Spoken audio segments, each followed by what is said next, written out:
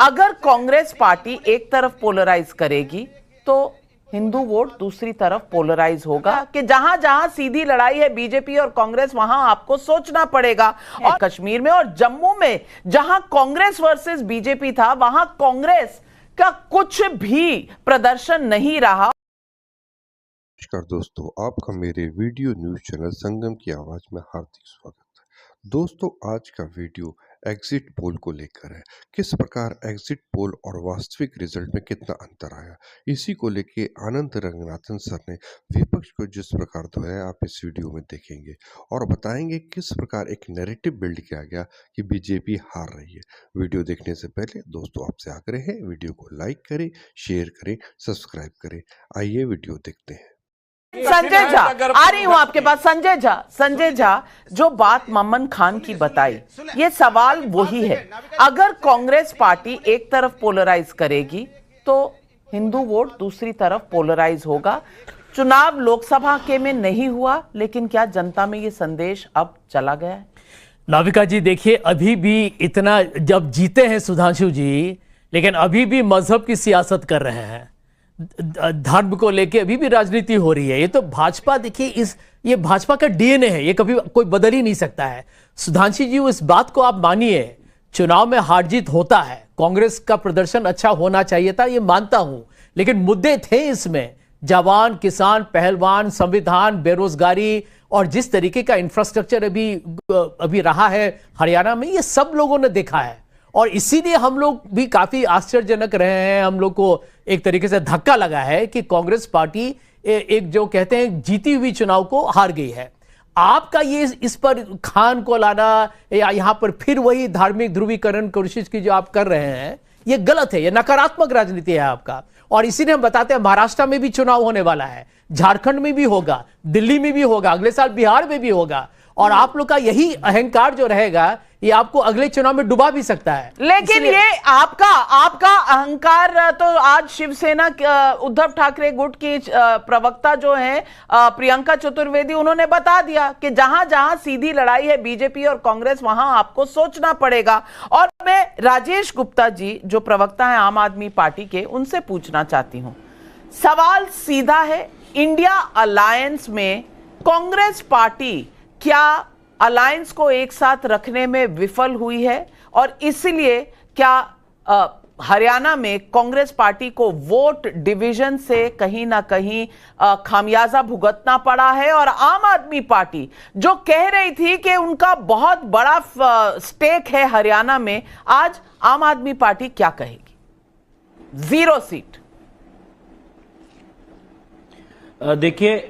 देखिए, इसमें कोई दो राय नहीं कि अगर आप अरविंद केजरीवाल जी का ट्वीट देखें तो उसमें बहुत क्लियर है कि किसी भी चुनाव को हल्के में नहीं लेना चाहिए।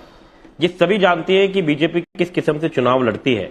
आपने अभी एक बात कही कि अगर कांग्रेस पोलराइज करेगी, मेरा यह कहना है कि कांग्रेस तो जो कर रही है उसके बारे में तो कांग्रेस के लोग बताएंगे, लेकिन बीजेपी किस तरीके से पोलराइज कर रही है, ये मेरे बड़े भाई सुधांशु जी ने अभी भी बोल दिया कि पोलराइजेशन करो। और 80 वर्सेस 20 की स्टेटमेंट इनकी है, हमारी नहीं है।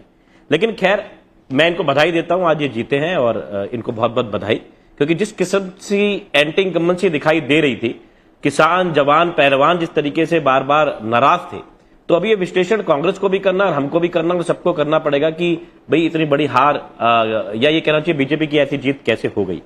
रही हमारी बात, हमें अभी भी जो वोट परसेंट मिला है वो 1.79 है। हम तो नई पार्टी है, जेजेपी जैसी पार्टी को 0.90 का वोट शेयर मिला।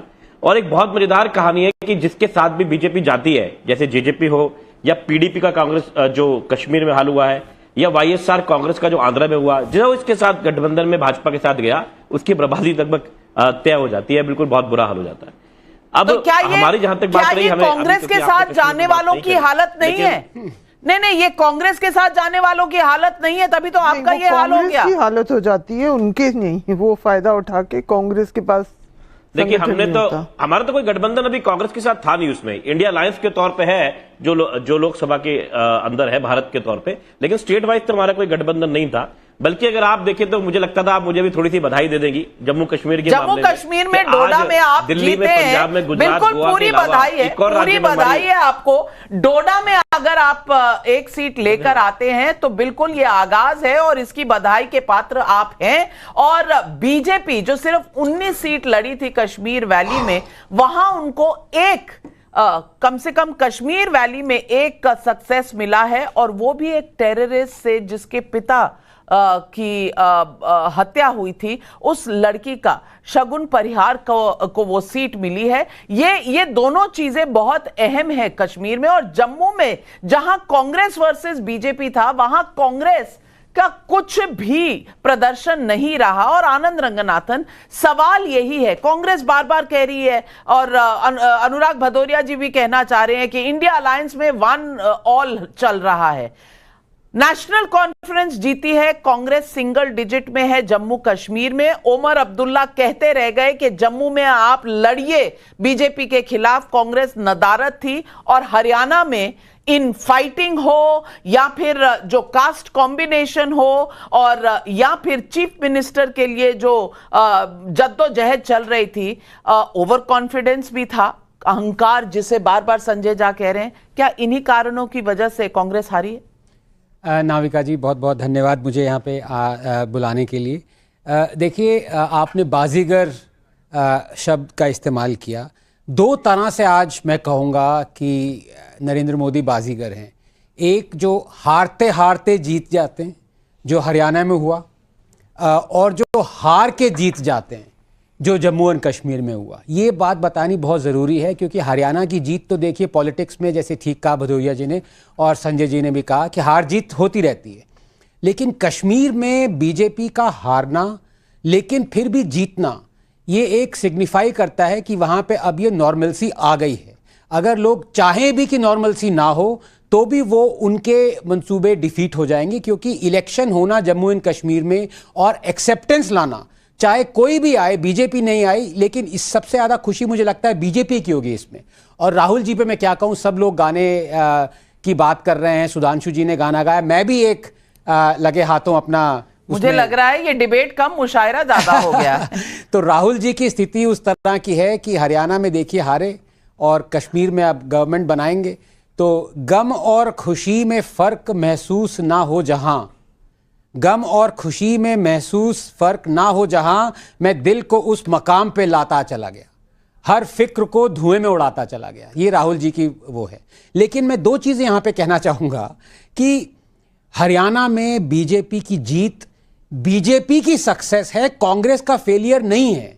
ये मैं क्यों कह रहा हूँ, एक डेवलपमेंट हुआ है। देखिए, कोई भी सरकार 3 बार एंटी इनकम्बेंसी बीट नहीं कर सकती, मतलब ये 50 साल के बाद हुआ है नाविका। ये कांग्रेस की जीत नहीं, मतलब हार नहीं हो सकती, ये सरकार ने कुछ किया होगा। अगर आप एक्सपोर्ट्स देखें हरियाणा के, पिछले 10 साल में 4.5 टाइम्स बढ़े हैं, आकि बहुत सारे आंकड़े। लेकिन दूसरी जरूरी बात यह है, आपने कहा जय जवान, जय किसान, जय पहलवान, बीजेपी ने भी ऑपोजिशन से सीखा है। जो फ्रीबीज और रेवड़ियां ऑपोजिशन ने 240 के ऊपर तक बीजेपी को नहीं आने दिया था, अभी बीजेपी ने देखिए क्या क्या किया है कमाल। बीजेपी ने 2100 पर मंथ हर महिला को हरियाणा में दिया है। बीजेपी ने कहा है आयुष्मान का 5 लाख से 10 लाख कर दिया है। बीजेपी ने एमएसपी की हरियाणा में सारी क्रॉप्स को गारंटी दी है। ये सब चीजें बीजेपी ने करना शुरू किया है, ये जानते हुए कि हरियाणा की डेट 3.5 लाख करोड़ है। लेकिन इलेक्शन जीत गए तो बाजीगर। लेकिन कहीं ना कहीं सबा नकवी जी,